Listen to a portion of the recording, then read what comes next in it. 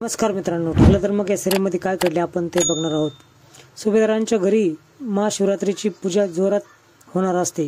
त्याच वेळेस तिथे चक्क अथर्व विचार येतो। अथर्व विचार पाहिल्यानंतर सायली विचार करते, हा इथे कसं काय। आता अर्जुन ह्या विचारापर्यंत कसा पोहोचल यासाठी हा व्हिडिओ शेवटपर्यंत तुम्ही बघा। मित्रांनो, तुम्ही बघितलात की जोशी वकिलांना अर्जुनने खूप मारलेला असतो। तो सर्व सत्य सांगून टाकतो। जोशी वकील सांगतात की अथर्व विचारणाचा व्यक्ती अस्तित्वात आहे, पण त्याचा साक्षीशी काही संबंध नाही। अर्जुन मारू लागतो। जोशी वकील हात जोडतो की मारू नका म्हणून।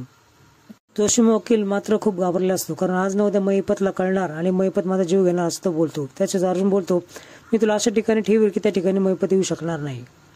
प्रतिमा सांगते की मी भांडे घासले आणि सर्व उपमा पुढे आणून ठेवला। रज बोलतो, ही गोष्ट मोठी नाहीये। त्याच्याच तन्वी बोलते, अशी कशी मोठी नाही, आईला काहीच आठवत नाही आणि या साध्या साध्या गोष्टी आठवल्या तर काय करायचं असं तन्वी बोलते।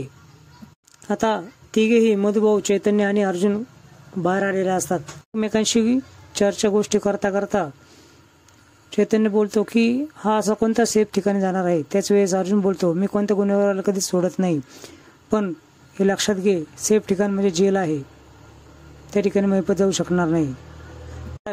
तन्वीला अडवतो आणि विचारतो की ओपीट तूच गायब केलंस ना। हो असं तन्वी बोलते, पण असं तू का केलं असं तो नागराज विचारतो। ती मला त्याची शिक्षा मिळणार आहे असं तन्वी बोलते।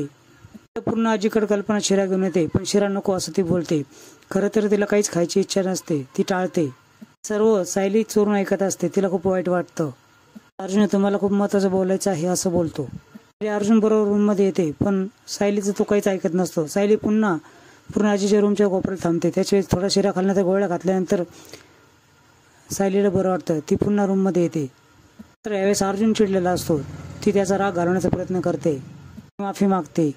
आजी जेवल्या नाही, गोळ्या घ्यायच्या राहिल्या होत्या म्हणून मी तुमच्यावर रागवले। अर्जुन सांगू लागतो, मी जोशाला भेटलो आणि त्याला चांगलंच फटकावलं। त्याने सांगितलं अथर्व विचार नावाचा व्यक्ती साक्षीचा भाऊ नाहीच आहे। खोटे डॉक्युमेंट सबमिट केले। पोलिसांना माहिती कळवली आहे अथर्व विचाराची, ते माहिती काढून सांगतील असा अर्जुन बोलतो। हे जर सत्य ठरलं तर साक्षी कोर्टामध्ये तीनदा खोटी ठरली आहे असं होईल, हे कोर्ट सहन करणार नाही। पुढे सांगू लागते की मी स्वयंपाक केला होता चोरून, पण कुणीच माझ्या हातचं खाल्लं नाही, त्याच्यामुळे पूर्ण आजी देखील उपाशी राहिली। तुम्ही बनवलेला स्वयंपाक तसा शिल्लक आहे। मग त्याच्या डोक्यात प्लॅन येतो। महिपत सारखा जोशीला कॉल लावत असतो, पण जोशी घामाघूम झाला असतो, तो घाबरून फोनच उचलत नाही। फोन उचल, कुठं मेलाय का नो असं महिपत बोलतो। त्यावरच्या कामगारांना अर्जुन घरामध्ये जेवायला घेऊन येतो। पण आजी तुझ्या हाताने अन्नदान होणार आहे असं तो सांगतो। पूर्ण आजीला बोलते, तुम्ही अन्नदान करणार मला माहित नाही। पूर्ण आजी बोलते की मला देखील आताच कळालं आहे। आजीने आम्हाला शिकवलं आहे, फूड कधी वेस्ट करायचं नसतं, करून एक्स्ट्रा फूड कधी टाकून द्यायचं नसतं। आज घरामध्ये एक्स्ट्रा फूड जास्त आहे म्हणून अन्नदान करत आहोत। कोणी जेवलंच नाही ना आपल्या घरामध्ये, तो स्वयंपाक माझ्या बायकोनी केला होता। पूर्णाजी पुढे बोलू लागते की चुकीच्या व्यक्तीने जर अन्न तयार केलं तर आम्ही कसे खाणार। त्याच्यावेळेस अर्जुन बोलतो, मोलकरीने केलेला स्वयंपाक चांगला आणि माझ्या बायकोने केलेलं घाण, हे अन्न असतं, हेच तर तू शिकवलंस ना। बायकोने चांगली चुगली केली असं वाटतं, कल्पना बोलते। बायकोचा चेहरा पडला ना तेव्हा मला कळालं, तिने मला काहीच सांगितलं नाही असं अर्जुन बोलतो। सायलीबद्दल एवढा राग आहे की तुम्ही आम्हाला जे शिकवलं तेच विसरून गेलात असं पूर्णाजीला तो बोलतो। मला आज एक खूप आनंद वाटला की आजही तुम्हाला माझ्या बायकोच्या जेवणाची चव लक्षात आहे। कुठे ना कुठेतरी माझ्या बायकोबद्दल तुमच्या मनात प्रेम आहेच। माझ्या बायकोचं तुला आभार मानलं पाहिजे, कारण आज तिच्यामुळे तुला अन्नदानाचं पुण्य मिळत आहे। दोघेही त्या कामगारांना अन्नाचं पॅक देतात।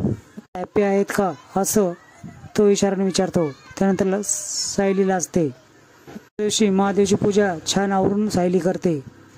बोलतो, मी देखील उपवास पकडणार। त्यावेळेस नाही, मागच्या वेळेसारखं तुम्हाला चक्कर येईल असं ती बोलते। देवळातली काही माणसं, ऑफिसमधली काही माणसं, ट्रस्टमधली काही माणसं असं मी जेवणाला बोलवले आहे असं पूर्णाजी बोलते। आणि महाशिवरात्रीची पूजा जोरात होणार असते। पहिली खिचडी करत असते, त्याच्या वेळेस वास येतो आणि पूर्णाजी बोलते की खूप छान फोडणी दिली आहेस विमल। त्याच्या वेळेस सायली बोलते की मी फोडणी दिली आहे, तुम्हाला देऊ का थोडी खिचडी। तर पूर्णाजी नाही बोलते, विमल बनवलं असं बोलते। अर्जुनला ती खिचडी आणि कॉफी घेऊन येते आणि खाली घडलेली घटना सांगते। विचारच्या डॉक्युमेंटमध्ये पत्ता वेगळा, ॲड्रेस वेगळा, ID वेगळा असं अर्जुन सांगतो. खूप कन्फ्युजन आहे असं बोलतो. विचाराचा अर्जुन फोटो सायलीला दाखवतो. आधार काढून काढलेला आहे असं बोलतो.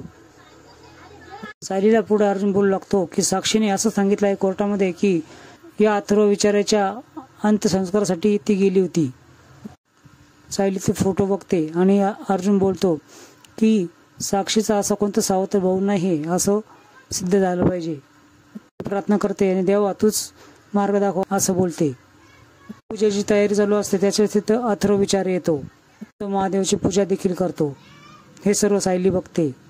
नवीन अपडेट्स बघण्यासाठी चॅनल सबस्क्राईब करा. Bell icon